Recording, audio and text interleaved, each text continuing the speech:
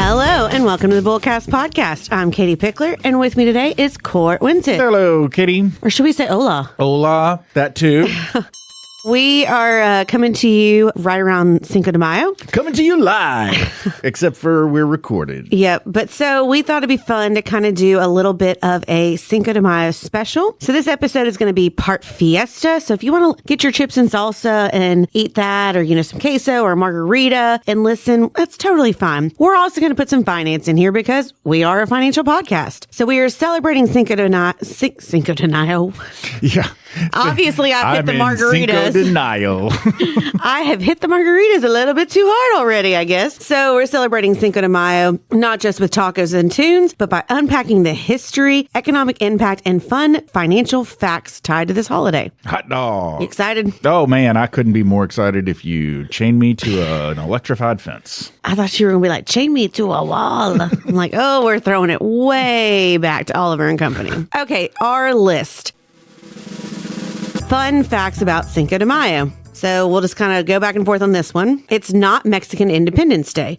Cinco de Mayo commemorates Mexico's victory over the French at the Battle of Puebla in 1862, not independence. That's actually celebrated on September 16th. The ultimate underdog victory, hello.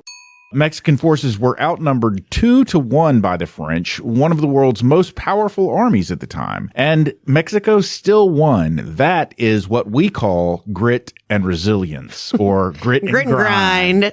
It's not a national holiday in Mexico. Surprise! Cinco de Mayo isn't a federal holiday in Mexico. Only the state of Puebla officially observes it with public festivities. The FDR connection.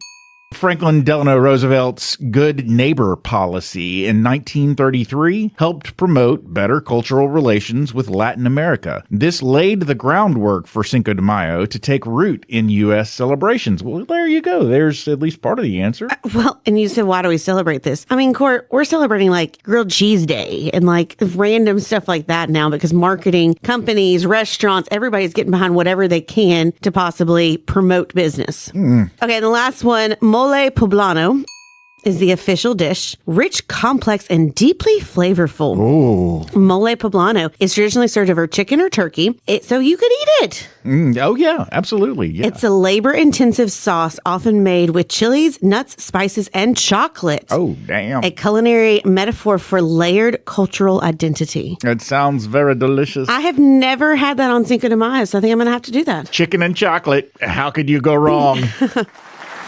Okay, give us some economic impact to Cinco de Mayo. Okay, Cinco de Mayo obviously isn't just a cultural celebration, or at least not in America. It's not. It's big business, especially in the U.S. Let's look at a couple of ways that it stirs up the economy here. First of all, restaurants, obviously. Restaurants, especially Mexican and Tex-Mex spots, experiences a significant spike in revenue around this time. Special events and menus attract festive crowds, or crowds of people looking for the cheapest margarita. Yep, exactly. Which it's, I enjoy Mexican food all the time. So I'd usually find myself on Cinco de Mayo not going to a Mexican restaurant because all the amateurs who do not ever eat Mexican are there.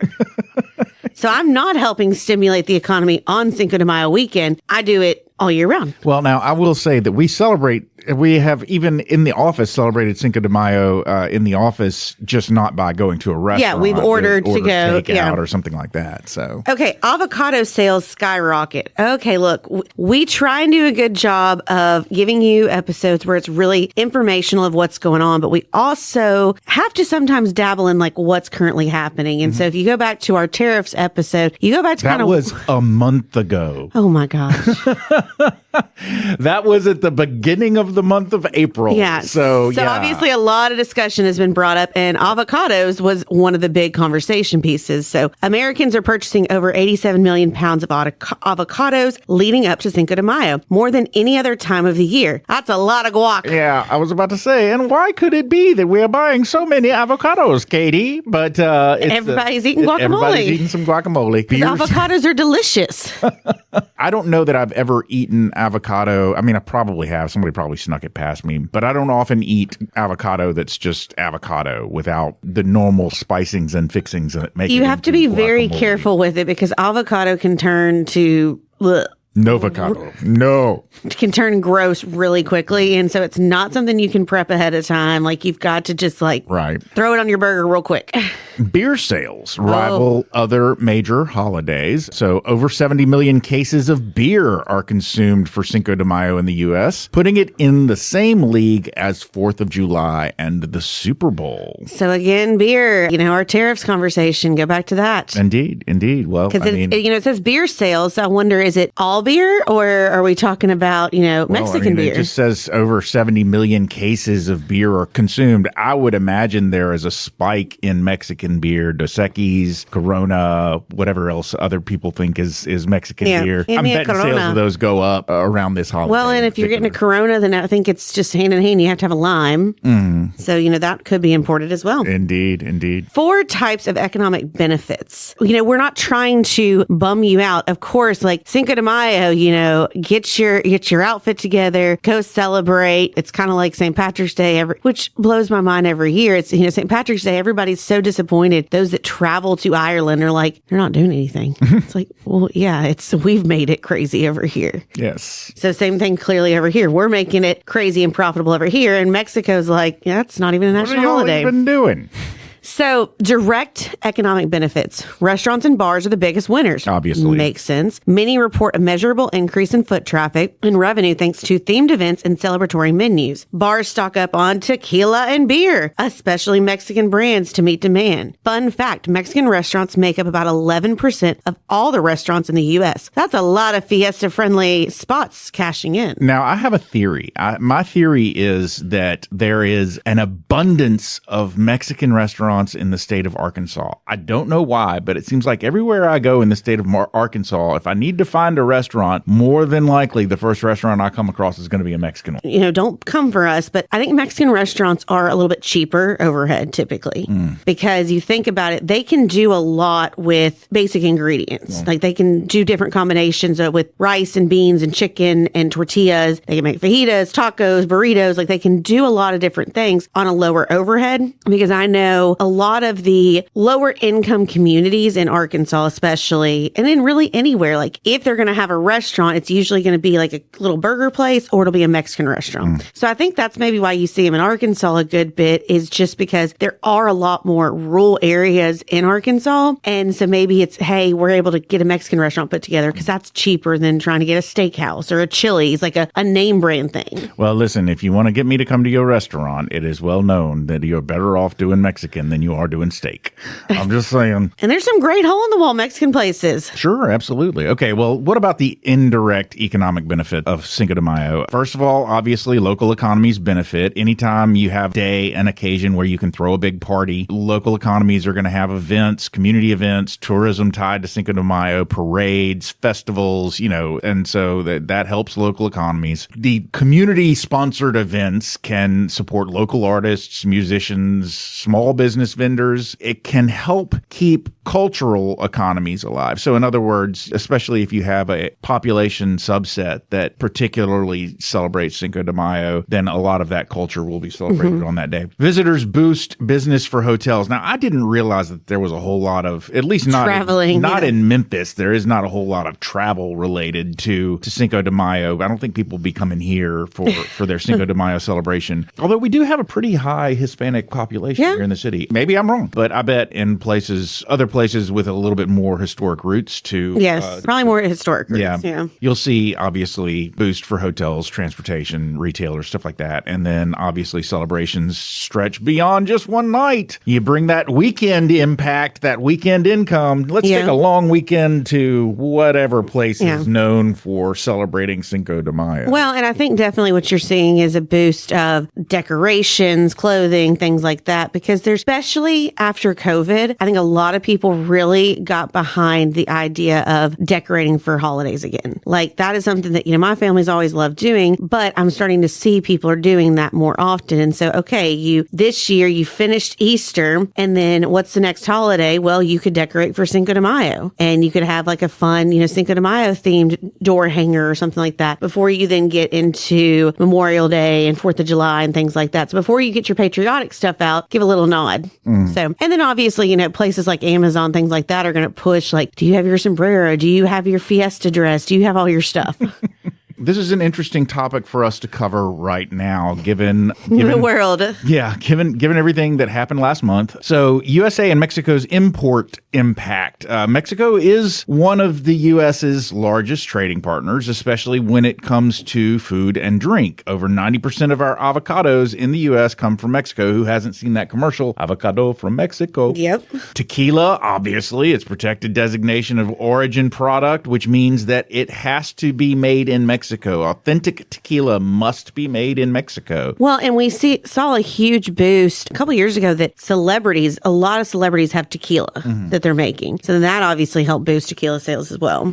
Yeah. And then obviously tomatoes, limes, beer, tortillas. The stuff that goes along with Mexican food is often frequently imported from Mexico. And finally, Mexican restaurants who rely on Cinco de Mayo might be kicking those prices up a little bit. Your Cinco de Mayo celebration might be a little bit more expensive this year. This was kind of a fun episode where we're talking about, Cinco de Mayo, talking about the holiday. I remember I graduated on Cinco de Mayo many moons ago from college. And so it was kind of a fun little okay, it's graduation day. Now switch gears. Now it's time to go get some Mexican. When you graduated from college, you went to a Mexican restaurant to celebrate? I think that weekend I did, yeah. Oh, okay. The reason I asked don't think that was like the graduation celebration dinner. No, the reason I asked is because my graduation celebration dinner was at a Mexican restaurant. I mean, it could have been. My parents offered to take us out to dinner, and I was like, let's go to can't remember what the name of the restaurant was. It was known for its high number of margaritas that you could choose from. It had a bunch of different. Anyway. For fun,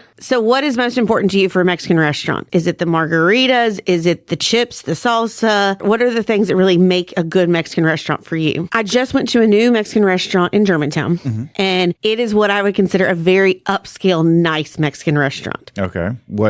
It's the one where you're actually getting queso fundido. So you're getting the cheese that's in the skillet. That you have to scoop and put on a tortilla. It's not as my waiter said, he said, it's not that liquidy, milky stuff. That's not queso to them. So it's not one that you're given chips and salsa upon walking in. Very, very flavorful food. Very, very good. It will not be my every week Mexican place. Right. I like walking in and being handed chips and salsa. My go-to dishes, I don't have a go-to dish at any Mexican restaurant. I just look at and see what pollo they have available because I'm going to be eating chicken probably. Obviously, it depends on how authentic Mexican the Mexican restaurant is. A place like Las Delicias, I'm probably going to be getting something completely different than I'm going to be getting at a place like El Portón. Yeah. Unless I'm specifically going out for the office is going to this place for happy hour or something like that. I'm not going for the margaritas. I'm usually going for something food related. Yeah. And I guess if it's a place that does serve you salsa up front, the salsa can very much set the tone for me. I mean, the salsa and the chips. Yeah. In a radius around the office, there's one restaurant that their chips are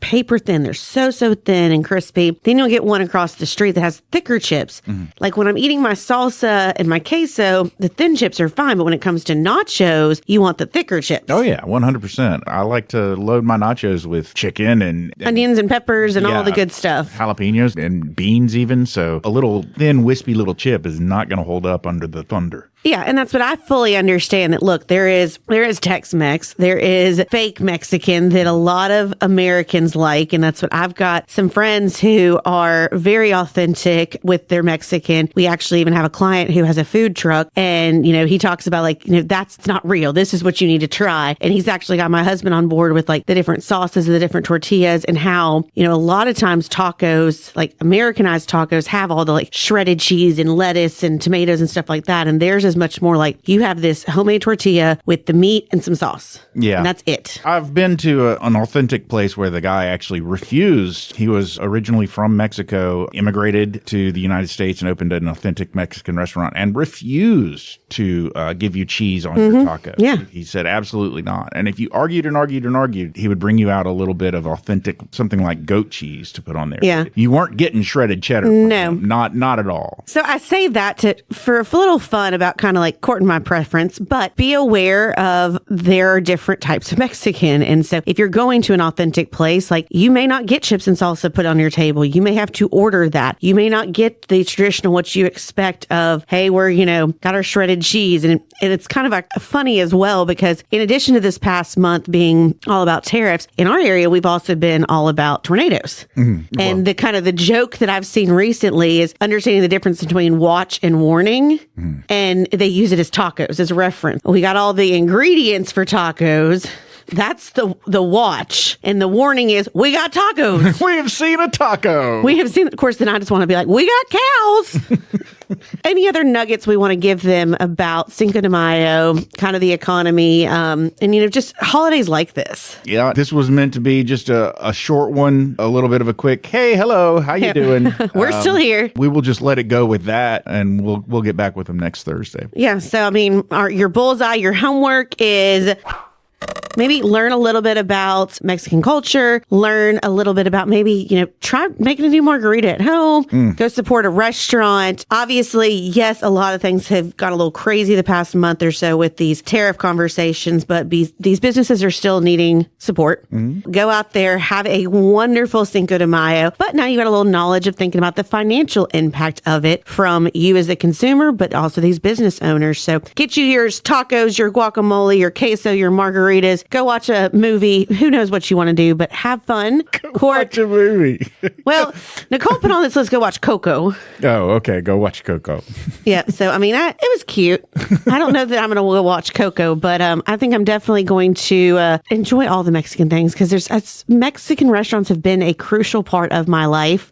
After I got engaged, we went to have Mexican. I have thrown at least 4 or 5 fiesta parties for people, whether it was engagement parties, baby showers. Personally, I got thrown a Taco Bout Twins baby shower. So I am a huge fan, and I'm getting hungry. So I feel like we got to go. Yeah, absolutely. And fortunately for us, and there's the closing bell. Ladies and gentlemen, you've made it to the end of yet another episode of the Bullcast Podcast. If you liked what you heard, you'd like to hear more, please feel free to go to your favorite subscription service and sign up to have our podcast beamed directly to your device every single Thursday at noon. If you'd like to find out more about Cortland, Katie, Cameron, or Nicole, please feel free to go to our website. That website is bullcastpodcast.com. We've got our bios up there, we've got some pictures, and we've also got a place where you can drop a comment or suggest a topic you'd like to hear us talk more about. But hey, I mentioned pictures. If you like pictures, we do have an Instagram handle. That handle is at Bullcast Podcast, and we have an X handle, which is also at Bullcast Podcast. Finally, we have a Facebook page, which is Bullcast the Podcast. Check us out there as well. Finally, ladies and gentlemen, we did mention, as always, that we work at a place called Pickler Wealth Advisors, and if you would like to find out more about us, find out more about what we do, find out about what we can do for you, find out about our amazing team, and about our boss, David Pickler, please feel free to go to that website. That website is picklerwealthadvisors.com. That's advisors with an O. Not an E. Ladies and gentlemen, we have given you everything you need to go forth and have tacos. So for now, I'm Court. I'm Katie. And we're done.